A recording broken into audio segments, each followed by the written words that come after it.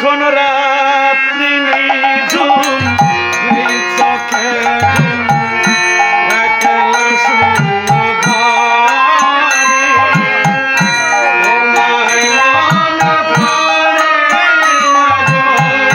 তোমায় মনে পড়ে। যখন রাত্রি নিঝুম চোখে ঘুম একলা শূন্য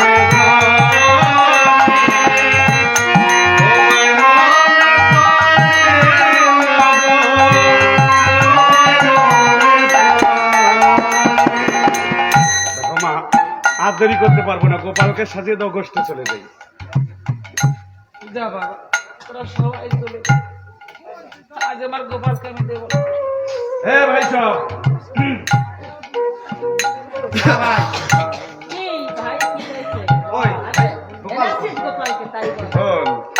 আগের আল যেভাবে যায় হাসের আলো ওইভাবে যায় রে।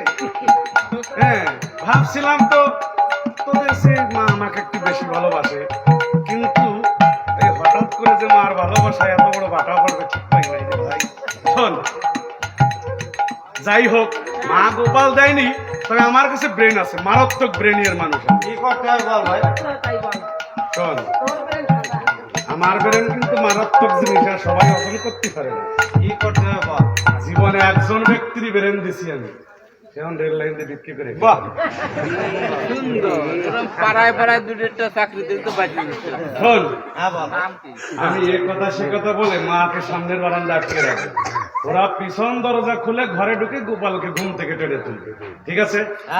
তবে শোন, এই দুর্ধর্ষ ব্রেন যে আমার মায়ের কাছে বলবি, বলবি না?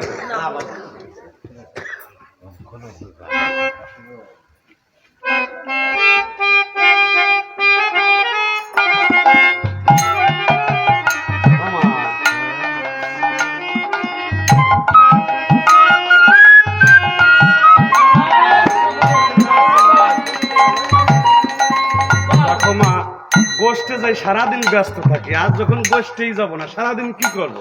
তাই আবার তোমার কাছে ফিরে এসেছি। এই যে তোমার বান্ড বড়া দধি দুগ্ধ আছে, এ থেকে যদি একটু দাও মা, তাই সেবার কাজও হয়ে গেল, এদিকে সময় কাটলো, এই জন্য নেমেছি।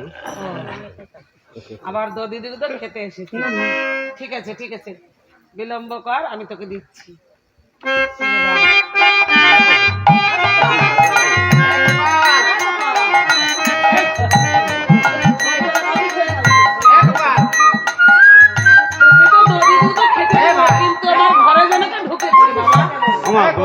রাখা তো বিড়াল ঢুকছে মনে হয়। না না, ঘরে আমার বিড়াল ঢুকেছে, আমার গোপাল ভয় করে তো। বড় বড় বিড়াল, এই নাকি ঘরে বিড়াল ঢুকেছে, দুষ্ট ঘরে আমার বিড়াল ঢুকেছে, ঘরে আমার বড় বিড়াল ঢুকেছে রে।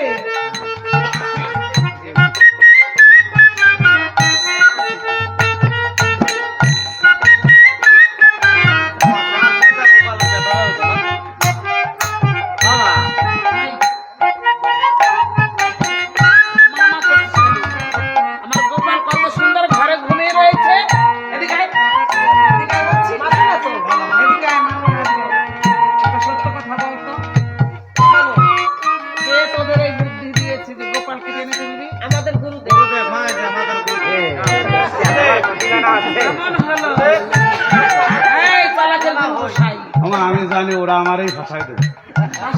দেখো, আমার মতো একজন সহজ সরল মানুষ হবা না, আমার ভিতর কোনো পেঁয়াজ গোস না, আমি জিলেবির মতো সোজা,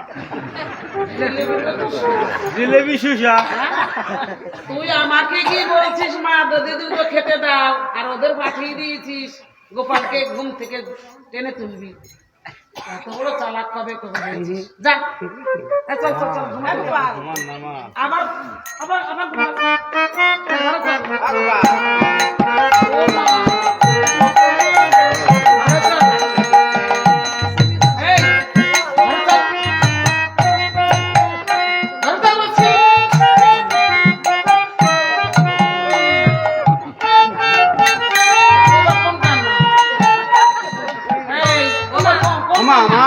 সাইলেন্ট কান্না,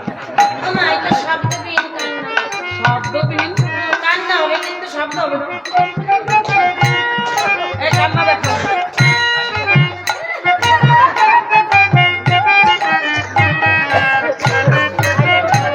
আমি দেখে দুষ্টুদের পালায় পড়েছি বাবা আমি জানি এদেরকে নিয়ে আমি পারি না চল চল ঘরে চল বাবা। আমা